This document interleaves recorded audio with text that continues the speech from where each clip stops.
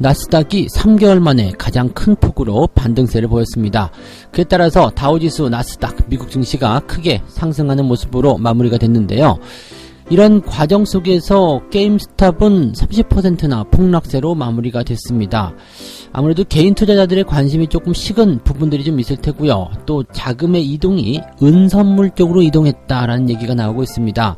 이 주식 커뮤니티 쪽에서 개인들의 어떤 투자 방향을 자꾸 조정하고 있다라는 얘기가 나오고 있는데 어떠한 내용들인지 알아보도록 하겠습니다. 고액 자산가들이 코스피 4,000포인트는 갈 것이다 라고 전망을 했다라고 합니다. 일단 고액자산가들은 작년도에 자산이 큰 폭으로 증가하는 것이 확인이 됐는데요. 이 사람들은 지속적으로 주식을 보유하게 될 거고 또 한국 주식이 가장 매력적인 투자처다라고 얘기했습니다. 그러면서 코스피가 이제 4,000포인트 지금보다 더 많이 오를 것이다 라고 전망을 하고 있다는데 어떠한 내용들인지 알아보도록 합니다. 공매도를 했었던 셀트리온을 다시 되살 것인가 이 관심도 높아지고 있습니다. 한국발 게임스톱 뭐 이런 얘기도 있고요. 지금 실질적으로 셀트리온과 HLB처럼 이렇게 공매도 잔고가 많은 기업들의 주가가 폭등하게 되면서 자, 이 공매도에 대한 전반적인 어떤 그 대립구도 이런 것들이 만들어지고 있는 상황이죠. 자, 개인들이 뭉쳤을 경우에 주가가 상승할 수 있는 포인트가 나타날 수는 있을 것 같은데 과연 이것이 어떤 식으로 우리가 생각해봐야 되는 내용들인지 알아보도록 하겠습니다.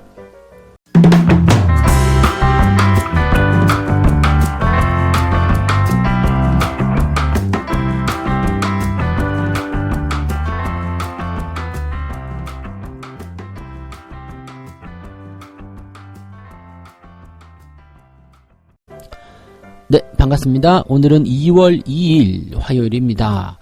자, 미국 증시가 급등했습니다. 전일 국내 증시가 급등한 것을 따라한 것이 아니냐. 네, 형이 동생을 따라하냐. 뭐 그럴 수도 있는 거죠. 근데 일단은 주가가 상승한 부분에 대해서는 분위기가 계속 긍정적으로 또 연결될 수 있지 않겠는가라고 생각이 되고 있습니다. 실질적으로 이제 미국 증시 쪽에서는요, 나쁜 악재로 생각됐었던 그런 재료들, 뭐 근데 나쁜 악재라고 되어 있지만 실질적으로는 나쁘다고 볼 수 없었던 그런 재료들이 다시 긍정적인 이야기로 바뀌고 있습니다. 자, 그런 이야기들 또 한번 전달을 해드릴 건데. 일단은 다우지수 상황을 좀 살펴볼게요. 지금 0.7% 상승하면서 마무리가 됐습니다. 장 초반에 이제 상승 출발, 그리고 나서 다시 밀렸거든요. 그 다음에 오전이 지나게 되면서 다시 상승세로 전환이 됐고요. 결국에는 종가 시점에서는 더 높은 가격대를 형성하면서 마무리가 됩니다. 특히 이제 나스닥 같은 경우는 2.5%나 상승하면서 13,400포인트 찍어주는 모습인데요. 다시 이 상승세가 살아나게 되면서 분위기가 또 바뀌었죠. 그러니까 급락하는 모습들이 보일 때는 시장이 굉장히 공포스럽고 문제 있어 보이고 이렇게 됐지만 주가가 이렇게 상승하게 되니까 다시 한번 상승하는 그런 상황이 만들어지게 되는 겁니다. 이로 인해서 다우지수가 다시 3만 포인트 돌파하게 되는 모습들. 자, 이런 모습들을 보게 되면은 자, 투자자의 심리가 어제 다르고 오늘 다르고 그런 것 같긴 한데요. 일단 지수가 상승해서 기분은 좋은 것 같습니다. 어떠한 재료들이 있는지 먼저 살펴보도록 하죠. 가장 먼저 볼 만한 부분이 이제 게임스탑 관련한 내용이라고 보시면 되겠습니다. 자, 이 게임스탑이 지금 30% 폭락세로 마무리가 됐습니다. 그동안 이제 뭐 공매도 세력을 없애야 되겠다, 뭐 혼내주자, 뭐 그렇게 되면서 개인들이 똘똘 뭉쳤죠. 그랬던 이 게임스탑이 이제 주가가 30% 폭락을 보이게 되면서 이 투자자들의 관심이 은 선물 쪽으로 옮겨가는 그런 형태의 모습이 좀 나타나고 있습니다. 지금 은 같은 경우는 13% 장중에 폭등을 하게 되면서 12년 만에 최고치를 기록했다 이렇게 얘기가 나오고 있습니다. 일각에 따라서는 이제 은의 가격을 우리 개인 투자자의 힘으로 $1,000까지 끌어올리자 뭐 이렇게 얘기를 했다라고 하는데 뭐 이제 그 주가 수준을 굉장히 많이 끌어올린다라는 어떤 그런 느낌이라고 좀 보시면 되겠죠. 근데 사실 은에 대한 이런 부분들, 이 현물 시장에 씨를 말리자라는 그런 분위기가 형성이 되는 모습이긴 한데 이 내용들은 사실은 현물 가격을 10배씩 끌어올리는 것은 쉽지가 않은 얘기입니다. 왜냐면 지금 선물 쪽으로 들어가서 이제 선물 시장의 어떤 가격대가 상승할 수 있는 부분이 있고 또 선물이 상승하게 되면 현물도 같이 딸려 올라가는 부분들이 있겠습니다만은 이 가격적인 측면이 이제 실질적으로 이 은 같은 경우는 움직이는 부분들이잖아요. 그러니까 만약에 그 원유 선물 쪽으로 들어가서 석유 가격을 10배 끌어올리자. 지금 만약에 리터당 1,500원 하던 그런 휘발유 가격을 리터당 15,000원으로 끌어올리자. 뭐 이런 것과 똑같은 거거든요. 그러니까 실질적으로 이제 은의 가격이 그 정도까지 뛰어오를 수는 없는 것이다. 라고 보시면 되겠고요. 이걸 두고서 그 한 투자자는 이렇게 얘기합니다. 네, 바닷물을 비우려고 하는 것과 같다. 이런 얘기.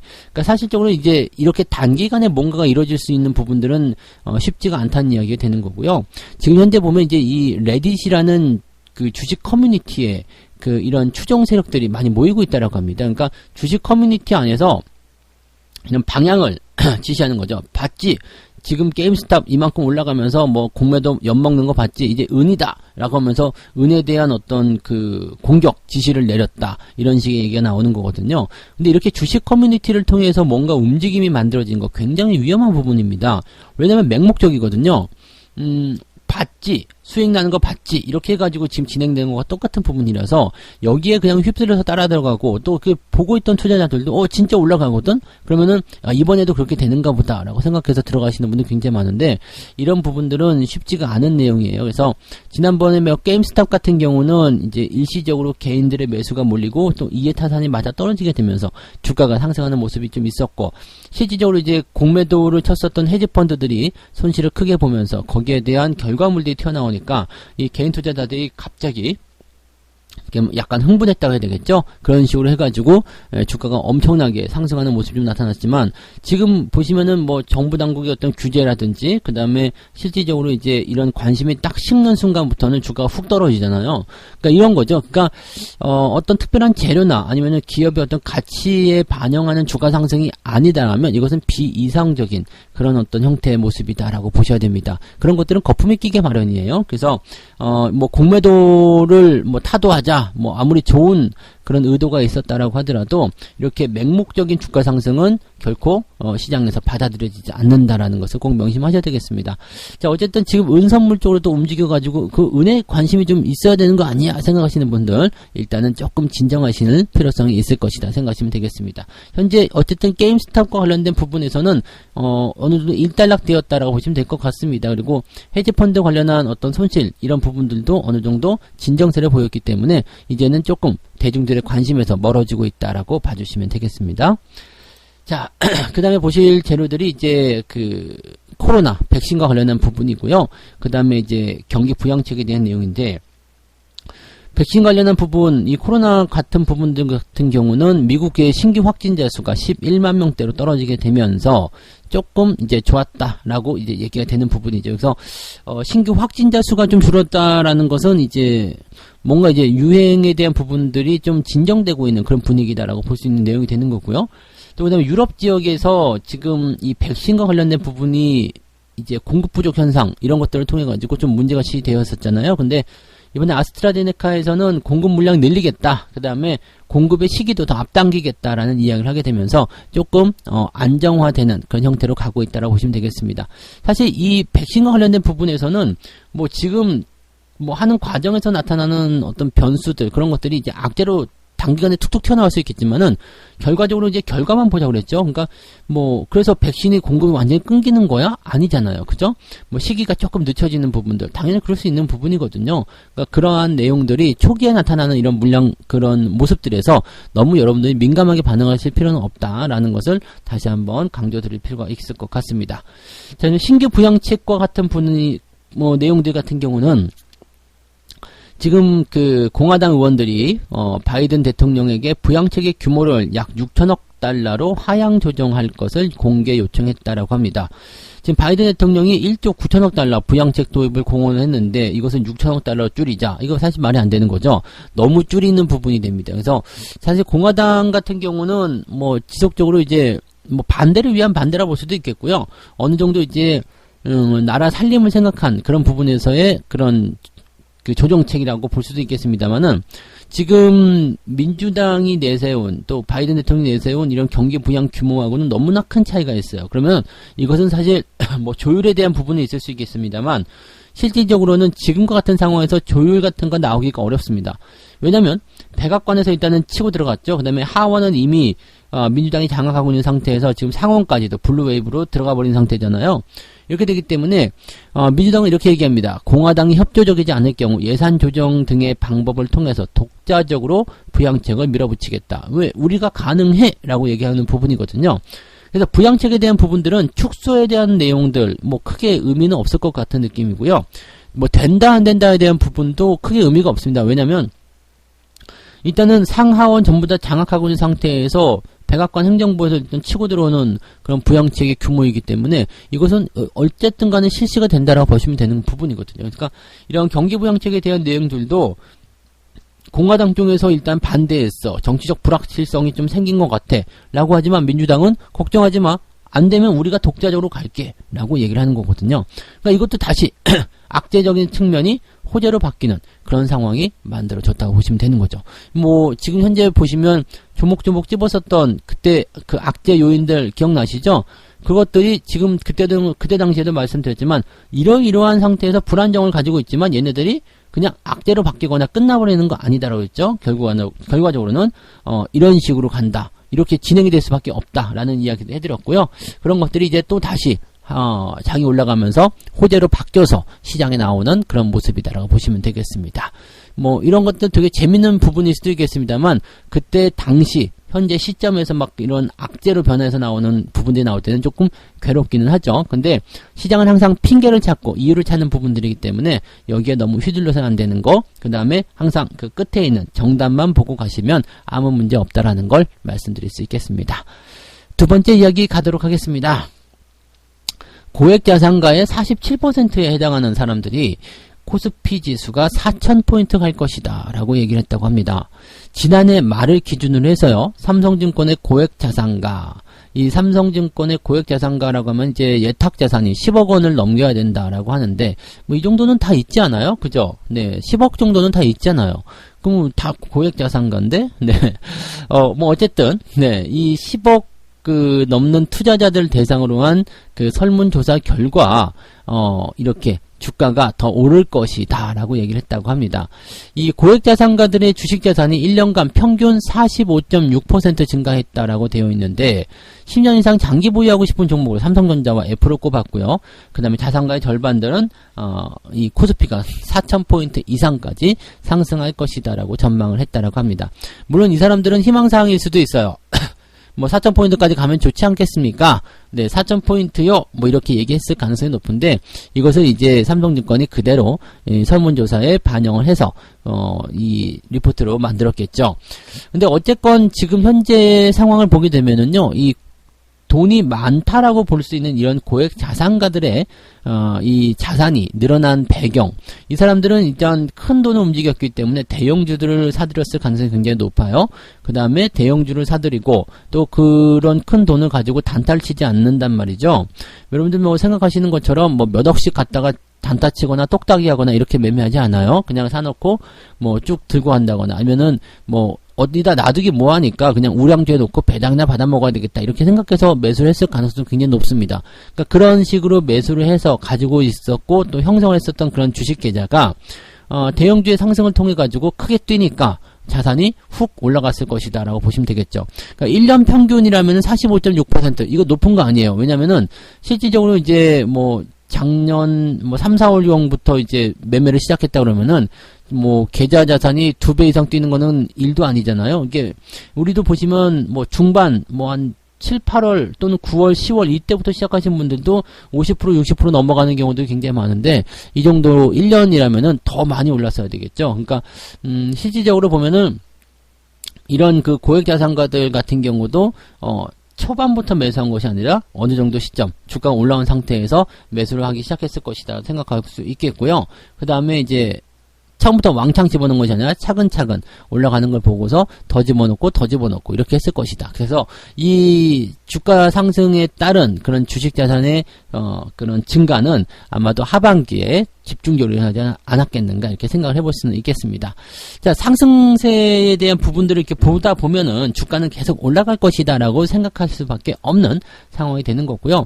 그렇다고 해서 뭐 4,000포인트 못 가겠느냐? 또 그건 아니죠. 지금 같은 상황에서 본다면 4,000포인트 갈 수 있어요. 근데 4,000포인트를 노리고 이제 진행을 하게 되면 그 부분이 굉장히 멀게 느껴질 수밖에 없다라는 것을 참고하셔야 됩니다. 자, 어쨌건 이 고액자산가들의 투자 유망자산은 국내 주식이 압도적으로 많았다. 왜? 나한테 지금 수익을 줬잖아요. 그러니까 압도적으로 많을 수밖에 없고요. 이 사람들은 이제 올해 유망자산 1위로 국내 주식, 그 다음에 해외 주식, 금원자재, 부동산이 4위로 밀려납니다. 이거 굉장히 중요한 거예요. 부동산이 4위로 밀려났다는 것은 이 부동산이 보통 보면은 돈이 많은 그런 투자를 원하거든요. 그러니까 고액자산가들이 부동산 쪽에 투자를 많이 했었는데 지금 국내 주식, 해외 주식, 금원자재 이렇게 해서 이런 쪽으로 다 밀려나면서 부동산이 저 밑으로 그냥 빠져 내려갔다라는 거 굉장히 중요한 부분이거든요. 그 다음에 그 고액자산가 응답자 중에 약 46%가 국내 주식을 선택했다라는 거. 주식에 그만큼 돈이 많이 들어오고 있다라는 얘기가 되는 거고요. 뭐 제가 작년 여름쯤에 말씀드린 것 같아요. 이제 강남에 있는 부동산 자금들이 국내 증시로 유입되고 있다라는 거. 아마 그때 자금들이라고 생각하시면 될 것 같아요. 그래서 지금 보면은 중장기적으로 4,000포인트 당연히 갈 것이고 또 한 가지는 이제 5,000포인트까지 갈 것이다라는 전망도 있었다는 얘기인데 뭐 5,000포인트도 못 갈 거 없죠. 뭐 10,000포인트면 좀 못 가겠습니까? 근데 문제는 이제 이런 사람들과 그 다음에 단기로 매매하는 사람들의 생각은 완전히 다를 거예요. 단기에 5,000포인트 간다, 3,000포인트 간다, 4,000포인트 간다 이렇게 생각하시는 분들은 당장 수익이 나오지 않으면 굉장히 막 조급해지거든요. 근데 이렇게 어느 정도 자산이 좀 있는 분들은요, 사놓고서 그냥 놔둬버리거든요. 왜냐면 은행이자보다 좋다. 부동산 수익률보다 좋다. 이것만 가지고서도 이 사람들이 보유해야 될 이유는 충분한 거예요. 그러니까 수익률에 대한 차이가 달라진다는 얘기죠. 1,000만 원을 가지고 10% 수익 나면 100만 원이지만 10억 원을 가지고 10% 수익이 나면 1억 원을 수익이 나는 거거든요. 그러니까 이런 사람들은 돈이 많이 투자가 된 상태에서는 수익률이 어느 정도만 유지가 되더라도 계속 보유할 수 있다. 라는 생각을 지금 일단 가질 수가 있는 거거든요. 그러니까 저기 4,000도 가능하고 5,000도 가능하고 또 우량주를 가지고서 매매할 수 있는 부분이 되는 거죠. 자, 이런 고액자산가들이 가장 10년 이상 보유하고 싶은 종목 중에 하나는 삼성전자, 이 배당과 같은 부분들이 있을 거예요. 그 다음에 현대차, 카카오, LG화학 이렇게 되어 있다라고 되어 있고요. 그 다음에 10년 이상 보유하고 싶은 해외 주식은 애플, 테슬라 뭐 이게 가장 많았고요. 그 다음에 아마존, 엔비디아, 구글 이런 식으로 되었다라고 합니다. 물론 일부의 의견이기 때문에 뭐 그냥 참고사항, 재미사항, 뭐 가십거리 이렇게 보시면 되겠지만은 돈이 많아진 상태에서 투자를 많이 하고 있는 상태에서의 어떤 그 투자 관점들이 어떻게 바뀌었는지 정도를 조금 생각해 보실 필요는 있을 것 같습니다. 자, 근데 해외 주식 같은 경우는 애플, 테슬라 이렇게 보고 있다는 거. 물론 우리나라 삼성전자나 현대차 이런 쪽으로 보는 것도 비슷한 내용이지 않을까 생각합니다. 그래서 이런 내용들 참고만 좀 하시면 좋겠네요. 네. 자, 마지막 이야기 가겠습니다. 외국인과 기관들이 공매도를 했었던 셀트리온을 다시 되살 것인가 이런 이야기. 한국판 게임스톱이라 불리는 반공매도의 대장주죠. 셀트리온, 그 다음에 HLB 이런 종목일 텐데 지금 이 외국인 투자자와 기관들이 이 셀트리온의 주식을 가장 많이 순매수했다라고 이야기가 되면서 공매도 포지션이 바뀐 것인가 이렇게 주목이 되고 있습니다. 이거 되게 근데 여러분들 잘 생각하셔야 되는 게요. 외국인하고 기관들이 주식을 많이 사들였다. 그것이 이제 공매도의 숏 커버링이다라고 생각하시면 안 돼요. 왜냐면 주가가 지금 이 외국인과 기관들이 매수를 해서 올라간 건데 이 실질적으로 뭐 개인 투자자들이 주가를 많이 끌어올렸고 또 공매도 잔량이 많은 상태에서 손실이 많이 발생해서 뭐 이렇게 뭐 숏커버링이 들어왔다든지 뭐 이런 형태로 매수가 들어온 부분이 아니거든요. 그래서 이렇게 생각하시면 안 돼요. 그러니까 연결을 시키는 거죠. 뭐 공매도 잔량이 많은 셀트리온 주가가 많이 올랐대더라. 실질적으로 이제 반공매도 운동이 일어난다더라. 봐봐라, 셀트리온 많이 올라갔지. 지금 외국인과 기관들 사는 게 뭔지 아냐? 공매도 환매다. 이렇게 되면서 이렇게 분위기를 조성하게 될 수 있는 상황인데 이거 아니에요. 네, 이 부분 꼭 명심하셔야 됩니다. 셀트리온이 지금 외국인과 기관의 순매수 상위 종목 1등에 올라가면서 상당히 많은 주식을 사들이는 모습이 좀 나타나면서 여러 가지 이제 이야기들, 그런 뭐 전망들이 나오고 있습니다만 실제적으로는 그런 게 아니고요. 셀트리온의 주가가 급등한 이유는요, 지금 그 램시마 관련한 부분이 이제 그 캐나다 보건부로부터 류머티즘 관절염 치료제로 판매 승인을 받았다, 이 소식이 전해지면서 호재잖아요. 그래서 여기에서 그 이런 호재성 재료가 전해지면서 주가가 상승하는 포인트가 있었다라고 보시면 되는 거거든요. 근데 여기에서 이제 시기가 딱 공교롭게도 반공매도 운동 해가지고 뭐 한국판 게임스톱이다 해서 공매도 많은 주식들을 이제 공격하자 뭐 해가지고 주가를 끌어올리면은 공매도 많은 애들이 이 손절매, 즉 손절매는 환매가 되니까 매수가 들어오게 될 것이다. 그래서 숏스퀴즈로 가자, 이런 얘기가 또 나왔다는 얘기예요. 지금 셀트리온과 HLB가요 각각 그 코스피 코스닥에서 공매도 잔고 1위를 기록하고 있는 그런 중인데, 이 HLB는 작년인가요? 재작년인가요? 이때도 그 한참 저 부분이 있었죠. 그 공매도와 관련된 그런 논란들이 많이 있었던 주식이기도 합니다. 그 당시에도 HLB는 쇼스퀴즈 뭐 그런 얘기 나오면서 12만원 정도까지 갔었던가요? 뭐 하여튼 뭐 지금은 조금 뭐 증자를 했든가 뭐 액면 뭘 했든가 해가지고 주가 좀 내려간 상태이긴 한데요. 어쨌든 그 당시만 하더라도 이제 고점까지 확 찍으면서 그런 분위기 만들어내고 주가가 폭락해가지고요, 뭐 40% 50%까지 까인 그런 사례도 좀 있었잖아요. 중요한 건 이거예요. 지금 공매도의 잔고가 많은데 이 공매도 세력들을 엿을 매겨야 되겠다. 이게 어려워요. 왜냐하면 돈이 있는 입장에서는요, 주가는 언제고 떨어질 것이다라는 것을 알고 있는 거거든요. 네. 왜냐면 계속해서 상승할 수 없기 때문에 언제고 떨어질 거예요. 언제고 떨어지는데, 문제는 이제 이 공매도의 그 상환 기간이 딱 정해져 있으면은 이거 상관없거든요. 그러면은 주가가 계속 올라갔어. 근데 상환 기간이 다가왔어. 그러면 이것을 환매해가지고 뭐 어쩔 수 없이 뭐 울먹 겨자 먹기로 손실을 감안하고 환매를 해야 되겠지만은, 그냥 연장할래? 돈 더 낼래? 더 사지 뭐. 더 공매도 더 치지 뭐. 이런 식으로 그냥 갈 수 있다니. 돈이 있으면 다 된다는 이야기거든요. 그러니까 사실 우리나라 입장에서는 이렇게 미국판 게임스톱처럼 될 수가 없어요. 그런데다가 지금 이렇게 그 맹목적으로, 지금 게임스톱도 마찬가지지만 맹목적으로 자 공매도를 연맥이자 죽이자 라고 해가지고 매수가 막 들어가. 그렇게 해서 주가가 단기적으로 올라갔어. 이거는 뭐냐면 그 원래 주식시장이 가지고 있었던 그런 성격들 있잖아요. 원래의 취지하고 완전히 멀어지는 거예요. 그 기업이 어떤 좋은 재료나 또는 전망치, 기대감을 가지고 주가가 상승하는 건 당연한 거예요. 그래서 뭐 그 셀트리온의 주가가 이제 램시마 관련한 부분 때문에 주가가 상승했다? 이거 어느 정도 이해할 수 있는 부분이거든요. 그래, 그럴 수 있어 라고 생각할 수 있는 부분인데, 만약에 이런 거 없이 아무런 재료 없이 주가가 급등했어. 근데 그 내용에 보면은 공매도 세력 연맥이려고 개인들이 뭉친 거야. 자, 으쌰 가자 이렇게 되면 이거는 절대 안 돼요. 자, 작년 연초에 동학개미들이 성공할 수 있었던 배경은 뭐겠어요?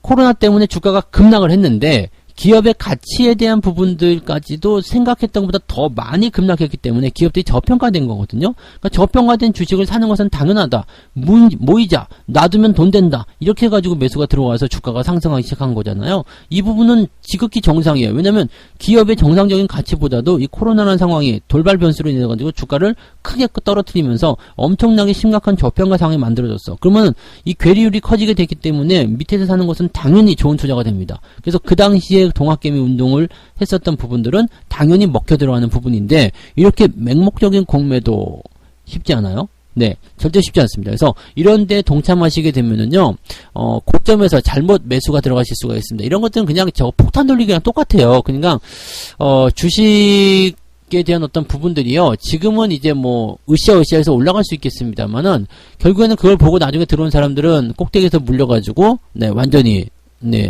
아주 손해를 많이 볼 수 있는 상황이 되는 거죠. 지금 게임스탑 같은 경우도 그런 상황일 거라고 보시면 되겠어요. 이 롤러코스터 타게 되면은요, 어느 정도 이제 주가가 많이 상승한 상태에서는 급락세로 변화가 될 수가 있습니다. 이 부분들을 꼭 명심을 해주셨으면 좋겠어요. 그래서 이유를 다른 쪽으로 보고 들어가시면은 상관없습니다. 그거 뭐라고 말씀드릴 수 없겠습니다만, 공매도 때문에 무조건 올라갈 것이다라는 생각을 하시면은 절대 안 될 것이다라고 보시면 되겠네요. 네, 참고하시기 바랍니다. 자, 이렇게 해서 오늘 세 가지 이야기 전달을 해드렸습니다. 나스닥이 급등세로 마무리가 됐고요. 게임스탑은 주가가 하락세를 보였습니다. 악재 요인들이 호재로 다시 바뀌게 되면서 시장이 이런 투자 심리를 많이 개선시키고 있는 모습이다라고 보시면 되겠고요. 자, 그 다음에 고액자산가들이 코스피는 4,000포인트 이상 갈 것이다라는 전망을 했다라고 하고요. 실질적으로 뭐 대형주, 삼성전자, 뭐 해외 주식은 애플 이런 쪽으로 해서 뭐 10년 동안 보유하고 싶다 이런 얘기도 했는데 가장 중요한 얘기는 그거예요. 국내 주식, 해외 주식의 50%가 넘는 사람들이 네, 유망자산이라고 했다는 이야기. 그 다음에 부동산에 대한 그런 투자 생각들은 뒤로 밀려났다는 거. 즉, 부동산이 엄청나게 후순위로 밀려나게 되면서 그 부동산 자금들이 주식시장으로 계속 들어올 가능성이 높아졌다는 것을 말씀을 드릴 수 있었습니다.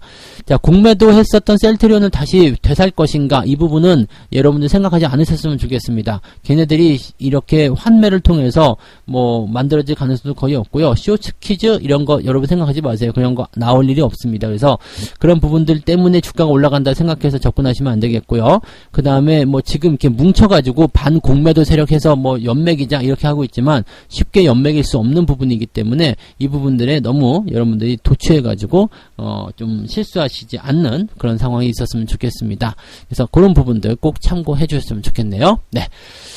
자, 책 한 꼭지 읽고 마무리하겠습니다. 실수의 원인에 대한 표를 작성하면서 내가 얻은 경험은 내 모든 자질 중 가장 중요한 것의 하나가 되었다. 이제 나는 그런 사실을 책에서 배울 수 있는 것이 아님을 깨달았다. 네, 경험이 제일 중요하다는 이야기입니다. 일단은 책으로 백날, 네, 주식을 사고 팔아보는 거, 이거 아무 의미가 없습니다. 그냥 내가 실제적으로 단돈 10,000원이라도 주식을 샀다 팔았다 한번 해봐야지. 거기서 나타나는 경험들이 나에게 결국에는 아주 값진 그런 지식 또는 값진 그런 투자의 어떤 방향성을 결정해 준다라는 것을 우리가 명심하시면 좋겠습니다. 이런 것들은 책에서 배울 수 없다는 이야기예요. 인생은 실전이다 이거죠. 주식 투자는 실전. 네, 아시겠죠? 실전. 네. 자, 그래서 오늘은 네, 여기까지 이야기해드리고요. 자, 오늘도 좋은 분위기 일단은 이어지겠죠. 오늘은 제일 중요한 게 반등의 지속 여부입니다. 그래서 그 내용들을 체크하시는 그런 하루가 되시기 바랍니다. 자, 오늘은 네, 여기까지 이야기해드리고요. 이따가 장중시황에서 다시 설명 또 드리도록 하겠습니다. 고맙습니다.